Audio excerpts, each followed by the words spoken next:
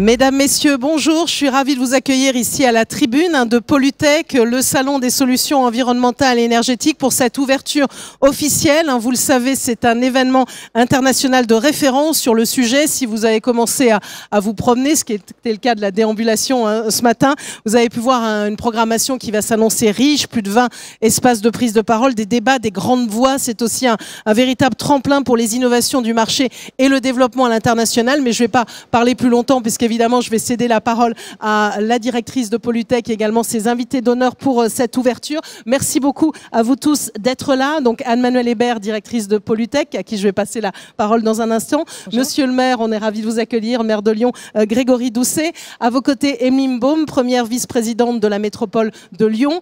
Stéphanie Pernaut, bonjour, première vice-présidente à la région Auvergne-Rhône-Alpes. Et Sylvain Wazerman, le président de l'ADEME. Donc l'idée, c'est de faire ça d'une façon dynamique, puisqu'ensuite on va avoir la grande chance de passer la parole à Bruno Bonnel qui va introduire la table ronde suivante. Je sais qu'il a un agenda chargé, vous avez tous des agendas chargés, mais évidemment on va faire une ouverture dynamique. Anne-Manuelle Hébert, je vous passe la parole en premier, directrice de Polytech. Là vous venez déjà évidemment de faire un tour avec vos invités d'honneur.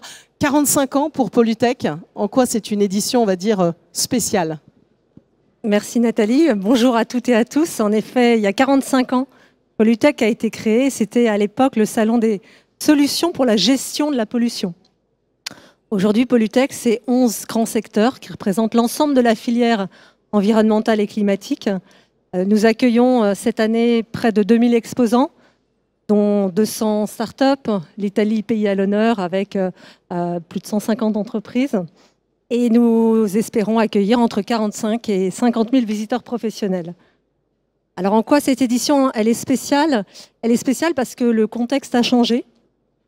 Les 3 dernières années ont été marquées par des crises climatiques et géopolitiques qui ont fait évoluer les mentalités, réaliser que le dérèglement climatique est réel et que la ressource au sens large n'est pas infinie.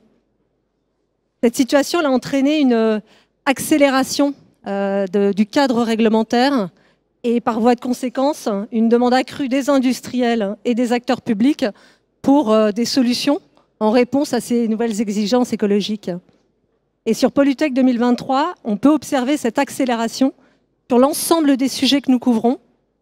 Il est certain que cette édition sera très riche et je souhaite à tous les participants d'y trouver des solutions adaptables à leurs besoins. Voilà, avec un beau programme, des solutions vraiment concrètes. C'est vraiment l'objectif que vous avez à Polytech cette année, plus que jamais. Okay. Et alors aussi, une particularité, parce que je continue sur aussi le programme, puisqu'à vos côtés, vous avez Monsieur le maire. C'est une journée aussi qui va être dédiée aux élus, puisqu'il faut vraiment ouvrir aussi toujours plus ces sujets aux collectivités, ce qui fera un bon lien aussi avec votre intervention suivante à cette inauguration. Exactement, les élus et les collectivités représentent 20% du visitorat de Polytech et ils sont en effet indispensables dans tout cet écosystème de l'environnement et du climat. Donc je remercie tous ceux et toutes celles qui sont présents et nous avons en effet un certain nombre de programmes, de conférences qui leur sont dédiés pour répondre à des sujets aussi concrets que comment réduire sa facture énergétique, comment remettre de la nature en ville, comment décarboner la mobilité. Donc toute une série de sujets dont Monsieur le maire éventuellement pourra peut-être parler. Exactement, je vais vous passer la parole dans un instant. Juste un dernier mot, puisqu'aussi il y a une déambulation, la présence de l'Italie aussi cette année, c'est important aussi pour vous d'avoir un acteur engagé sur ce salon dans ces démarches en faveur de la transition écologique. En effet, comme je le disais, l'Italie est le pays à l'honneur. Nous accueillons un pavillon italien avec une cinquantaine d'entreprises, mais plus largement, c'est 150 entreprises qui sont présentes, une vingtaine de start-up. L'Italie, c'est un pays industriel, un grand pays industriel qui a beaucoup d'innovations et d'entreprises à présenter. L'ambassadrice d'Italie en France nous expliquait que l'Italie était le 5e pays exportateur de solutions environnementales dans le monde, avec notamment des sujets de pointe qui, par exemple, est la réutilisation des eaux usées traitées. Donc ça fera l'objet d'une conférence. Exactement, voilà, beaucoup de sujets variés qu'on a pu voir déjà avec votre introduction, Anne-Manuelle Hébert, directrice de Pollutech. Et donc, je passe la parole tout naturellement à monsieur le maire de Lyon, Grégory Doucet. Lyon qui accueille cet événement, qui fait partie des 100 villes engagées à être climatiquement neutres d'ici à 2030, il faut le rappeler. Alors, qu'est-ce que ça représente pour vous, en particulier Pollutech? Alors, dans le prolongement de ce que disait à l'instant Anne-Manuelle, vous parliez de l'accueil des élus. Pour nous, ici à Lyon, accueillir Pollutech, c'est aussi s'occuper de ce qu'on pourrait appeler la troisième mi-temps ou de l'après-salon. Donc, je me réjouis d'avoir aussi à la fois les exposants, mais aussi tous les participants qui viennent à Pollutech sur la ville de Lyon en général, un petit peu après le salon pour pouvoir profiter de la ville. Donc, bien sûr, c'est l'occasion pour nous de démontrer le sens de l'hospitalité qu'on a sur ce territoire. Mais au-delà de ça, vous venez de le rappeler à l'instant, Lyon est lauréate de ce programme de la Commission européenne des 100 villes climatiquement neutres et intelligentes, ce qui veut dire concrètement qu'on s'est donné l'objectif de la neutralité carbone d'ici à 2030. Et donc pour moi, ce salon, il est l'occasion, dans ce grand programme que nous, ici, localement, on a appelé Lyon 2030, c'est l'occasion d'aller d'abord expliquer qu'on s'est donné cet objectif. Je suis ravi d'ailleurs qu'un certain nombre d'entreprises qui sont déjà engagées dans cette démarche soient présentes sur ce salon. Mais c'est aussi l'occasion surtout d'aller chercher de nouveaux alliés. Parce que cet objectif de la décarbonation, de la neutralité carbone pour 2030, bien évidemment, ce n'est pas la ville de Lyon seule qui va pouvoir l'atteindre. D'ailleurs, pour vous dire concrètement les choses, la ville en tant qu'institution n'est responsable que de 5% des émissions de son territoire. Donc les 95% des émissions restantes qu'il va falloir traiter, qu'il va falloir faire disparaître, ce sont des entreprises, des associations, des citoyens, des citoyennes, bien sûr, qui vont nous aider à y parvenir. Et donc ici, on a énormément de solutions techniques, mais pas que techniques aussi, puisque on l'a vu à l'entrée du salon, le salon est aussi un moyen de travailler à l'évolution des comportements. On a besoin d'articuler ces deux sujets-là, les solutions techniques, les transformations de nos comportements, si on veut pouvoir atteindre des objectifs aussi ambitieux que la neutralité carbone. Alors sur Lyon, donc c'est 2030, vous l'avez compris, donc j'en appelle aux bonnes volontés ici, à toutes celles et tous ceux qui veulent rejoindre cette démarche, parce qu'on aura besoin effectivement de toutes les bonnes énergies pour pouvoir y parvenir. Et puis, troisième chose que je voulais vous dire aussi, ce salon, pour moi, il est aussi l'opportunité de tordre le cou à une idée reçue qu'on entend ici et là dans certains médias ou dans des paroles de certains responsables politiques. Alors, comme j'ai la parole, justement, j'en profite un peu pour revenir là-dessus. Et c'est en écho aussi à ce que vous disiez, Anne-Manuelle. On entend dire il faudrait attendre, attention, les transformations, elles vont brutaliser la population. Certains ne peuvent pas se le permettre, ça va coûter trop cher, ça va créer de l'exclusion, etc. Non, en fait, ici, vous en faites la démonstration sur ce salon. Notamment en mobilisant des acteurs qui arrivent avec des solutions très concrètes qui impactent le quotidien, la vie des gens, qui sont autant de solutions pour que chacun puisse s'engager dans la transition écologique de manière simple, de manière extrêmement concrète. Donc, on est en train de tordre le cou ici, à Pollutech, à cette idée qu'il faudrait attendre, qu'il faudrait plus de temps, qu'il faudrait patienter. Vous le disiez un peu plus tôt, Anne-Manuelle. Au contraire, c'est le moment d'accélérer, parce que jamais le réchauffement n'a été aussi visible et concret dans le quotidien des habitantes et des habitants. Donc c'est le moment, pour nous, à la fois élus, bien sûr, donc je me sens concerné au premier chef, mais aussi tous les acteurs de ce salon et bien au-delà. C'est le temps d'accélérer et de faire en sorte que demain, on puisse offrir des territoires qui soient habitables, mais qui apportent du bien-être à chacune et à chacun. Je crois qu'ici, on a de très belles occasions de le démontrer. Et d'ailleurs, vous allez aussi intervenir tout à l'heure. J'en profite, je fais un peu de teasing du programme aussi, aux côtés du maire de Québec, qu'on est ravis d'accueillir, et puis également de Maud Lelièvre, qui va représenter conseillère de Paris, la ville de Paris, pour parler justement de 50 degrés en 2050. Mais comment s'adapte-t-on? Que fait-on? Et vous allez pouvoir échanger aussi, parce que plus on partage les bonnes idées, mieux c'est. Voilà. Donc ça sera à 16h30. Absolument. Merci à vous, monsieur le maire. Et donc je passe la parole à Emeline Baume, première vice-présidente en charge de l'économie, de l'emploi, du commerce, du numérique et de la commande publique au sein de la métropole de Lyon. Métropole aussi très investie, évidemment une stratégie auprès des entreprises qui sont nombreuses évidemment dans cette métropole avec des défis à relever que vient de soulever justement Grégory Doucet. Oui, pour compléter, pour illustrer, je partage le fait qu'il y ait une sacrée maturité des acteurs socio-économiques de notre territoire, mais je pense que c'est vrai sur la métropole de Lyon, c'est vrai sur d'autres territoires. Comme illustration, si vous ne l'avez pas toutes et tous en tête, depuis 2 ans, une convention des entreprises pour le climat se réunit sur la base de démarches d'entreprises et non d'idéologues écologistes qui les ont enfermés dans une pièce avec une Kalachnikov sur la tête.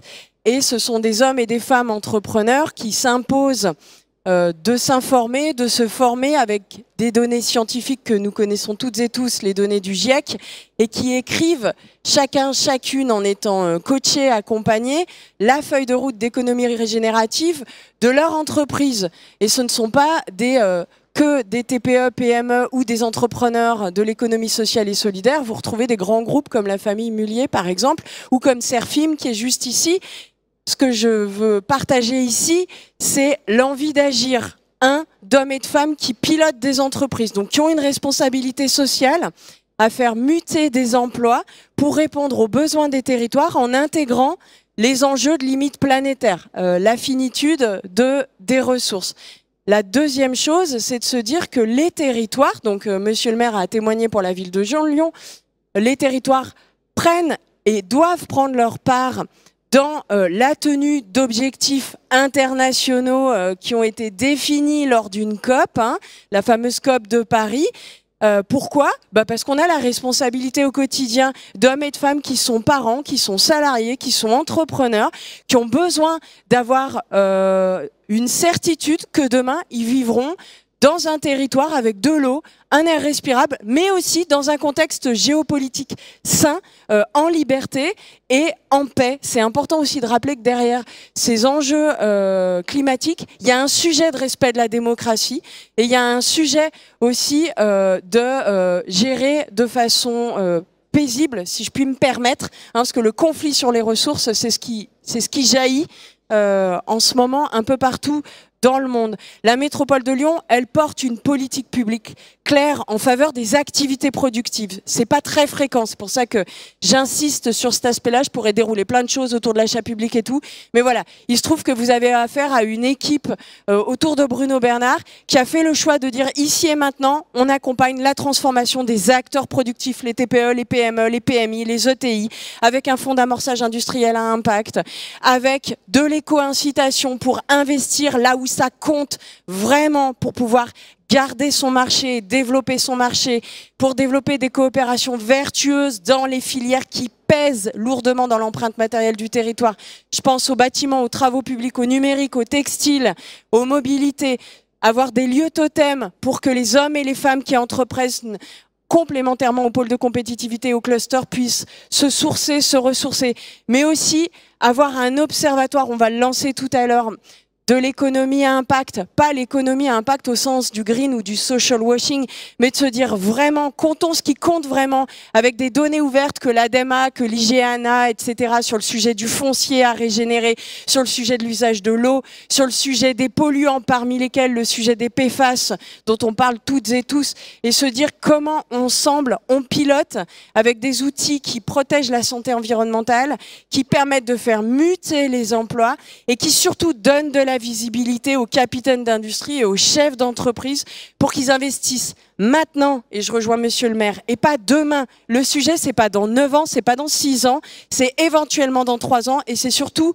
demain, ce soir, investir au bon endroit, au bon moment pour avoir une Europe forte, une France forte et responsable, et la métropole de Lyon prendra toute sa part et portera tout le plaidoyer nécessaire pour que l'État tienne ses engagements pour que les entreprises se transforment. Et ne vous inquiétez pas, les collectivités, elles suivront, elles donneront le là, entre autres, au travers de leurs achats publics. Merci à vous, Emeline Baume, et on vous retrouvera, vous allez rester sur scène puisqu'on aura une première table ronde sur décarbonation et réindustrialisation, donc vous pourrez encore développer un peu plus ce sujet. Stéphanie Pernaut, je vous passe la parole, première vice-présidente déléguée à l'économie, à la relocalisation, à la préférence régionale et au numérique au sein de la région Auvergne-Rhône-Alpes. Là encore, une région évidemment très engagée, notamment dans l'industrie durable, et ça peut faire évidemment écho à ce que vient de dire Emeline Baume. Je vous en prie. Oui, merci beaucoup. Effectivement, dès 2015, on a pris le parti de soutenir l'activité industrielle régionale, qui est la première région industrielle de France, avec 3 objectifs principaux. Tout d'abord, accompagner nos entreprises industrielles et pas forcément leur imposer des normes, ils en ont déjà bien assez, mais les accompagner dans la capacité qu'ils auront à évoluer, à se développer, à gagner de nouveaux marchés, à développer une production régionale. Donc ça, c'est quelque chose qu'on a engagé très rapidement. Et puis, on a mis en place en 2021 un plan de relocalisation qui est doté de financement pour un montant d'1,2 milliard, qui a 3 objectifs principaux. Le premier, c'est permettre d'accroître la production qui se fait chez nous. Et cette production qui se fait en France, en tout cas, et en région Auvergne-Rhône-Alpes, on sait qu'elle est beaucoup plus durable et beaucoup plus respectueuse des personnes, des biens et des marchés qu'elle gagne si elle se fait chez nous. Le deuxième objectif de ce plan de relocalisation, c'est de permettre de ramener de l'activité qui se faisait à l'étranger pour des tas de raisons dans la région Auvergne-Rhône-Alpes. Et on sent aujourd'hui un vrai retour d'activité qui était très souvent faite en Asie ou dans les pays de l'Est, qui revient en région pour plusieurs raisons, notamment post-Covid, sur des questions de fiabilité de matières premières, mais pas que.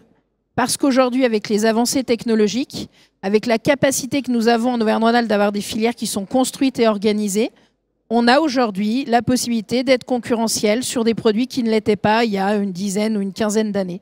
Et donc, nous, on fait en sorte de relocaliser ces industries, d'abord pour rendre plus fort les entreprises qui les produisent, et puis aussi pour avoir un vrai geste environnemental, parce qu'un produit relocalisé, c'est un produit qui ne coûte rien en termes de transport, qui est produit de façon assez différente qu'on peut voir dans d'autres pays, qui respecte les droits internationaux, notamment sur les personnes et la façon dont elles sont employées, et qui respecte la norme française, si c'est que français. Donc un produit relocalisé, c'est le premier geste environnemental qu'une entreprise peut faire dans une volonté évidemment de développement. Et on a beaucoup d'entreprises industrielles en région qui font ce travail-là. Et puis le troisième objectif, c'est d'être en capacité demain de soutenir ces technologies, parce que monsieur le maire disait qu'il fallait y aller coûte que coûte, j'allais dire, mais parfois la technologie ne suit pas. Et il ne faut pas faire porter, parce qu'à la fin, c'est toujours soit le contribuable, soit le grand public qui paye. Il ne faut pas faire porter au grand public rapidement ce que la technologie n'est pas capable de faire.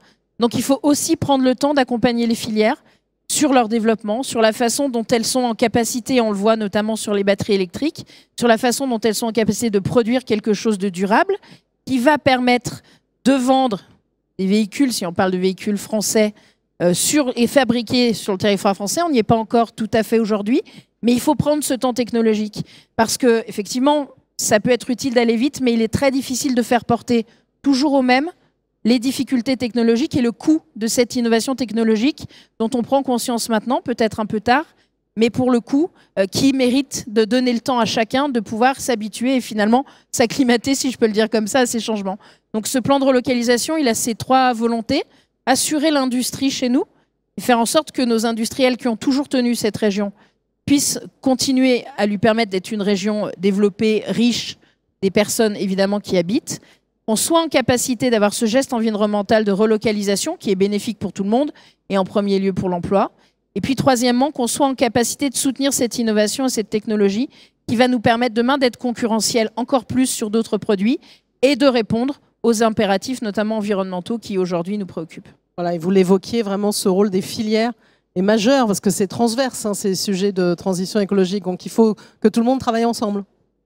On se rend compte, en tout cas en Auvergne-Rhône-Alpes, que plus on a des filières organisées qui prennent du coup le temps de penser ensemble, et pas forcément au développement de leur entreprise, mais au développement de leur filière, plus on est en capacité de proposer des innovations technologiques qui sont en pointe et qui vont permettre aux plus petits industriels qui existent de bénéficier de la même technologie que le gros. Et l'idée, c'est vraiment d'avoir des filières très organisées, très en avance et dans l'innovation. Premièrement, parce que ça, c'est ça qui fait éviter de perdre des marchés et de vous laisser mourir.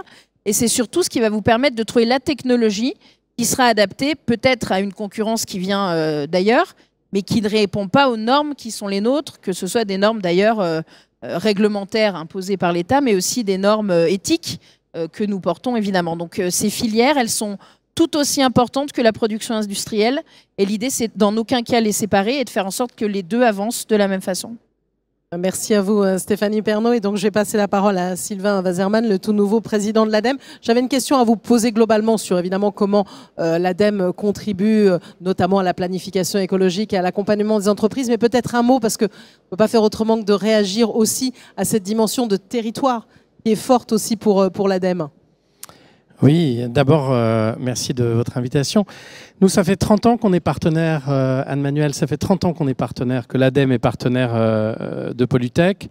La dernière fois que j'étais ici, c'était avec une casquette de chef d'entreprise, donc c'était très différent, une autre époque. Et je crois que j'arrive à l'ADEME à un moment qui est extraordinaire, parce que c'est un moment où, contrairement à il y a quelques années encore, on a un objectif. C'est facile, hein, la France, c'est 400 millions de tonnes de carbone. On sait que pour décarboner, il y a un point de passage en 2030 et il faut qu'on aille chercher 130 millions de tonnes en 7 ans. Et ben, pour tous ceux qui sont chefs d'entreprise, qui ont vécu ou qui mesurent l'efficacité de politique publique, vous savez la force d'avoir un objectif, d'avoir un indicateur, de pouvoir mesurer pas à pas la contribution à cet indicateur. Et donc, c'est une nouvelle phase de la transition écologique, celle qui a des objectifs chiffrés, des résultats mesurables, et c'est le chemin qu'on essaye de prendre. Alors, pour répondre à votre question, j'ai choisi de commencer mon mandat par un tour de France. J'avais écrit dans une autre vie un livre blanc sur le fait que la transition écologique, elle sera territoriale ou elle ne sera pas. Et que, en faisant ce tour de France, en allant voir des élus, en allant voir des projets, en allant voir les équipes de l'ADEME, bien sûr, en voyant les préfets de région aussi, ça m'a permis de mesurer cette vitalité des territoires. J'étais ce matin dans le TGV avec un chef d'entreprise de Marseille qui venait ici. La vitalité des territoires et cette façon, cette chance qu'on a d'avoir ces innovations territoriales. Après, l'enjeu qu'on a dans cette territorialisation, c'est effectivement ces typologies de collaboration innovantes et efficaces. Je vais vous donner un exemple tout simple. Dans la façon dont les entreprises pilotent leur stratégie, j'ai été chef d'entreprise, je ne connais aucun chef d'entreprise aujourd'hui qui n'a pas compris que la transition écologique, c'est un atout. Et vous le disiez très bien tout à l'heure, l'industrie aujourd'hui qui ne réfléchit pas à sa décarbonation, eh ben, elle menace son avenir. Elle menace son avenir sur l'achat public, elle menace son avenir. Donc au-delà, j'ai envie de dire, de la conscience de l'impact qu'on peut avoir, il y a aussi un intérêt stratégique pour l'acteur économique de revoir la façon dont il peut être à l'avant-garde des sujets comme la décarbonation. Ça passe par les territoires, ça passe par l'innovation, ça passe par la façon dont le monde économique va travailler avec les élus.